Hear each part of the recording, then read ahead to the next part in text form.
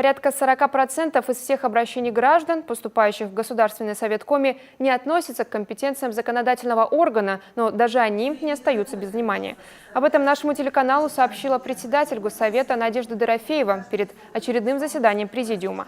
На повестке дня стояло два вопроса. Депутаты обрисовали планы на первые 2 летних месяца и обсудили работу с актуальными обращениями граждан.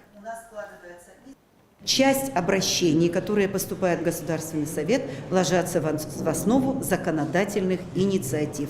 То есть это сегодня свидетельствует о чем? О том, что неравнодушие наших жителей, активность наших жителей и, самое главное, готовность принимать участие в решении социально значимых вопросов вообще нашей республики.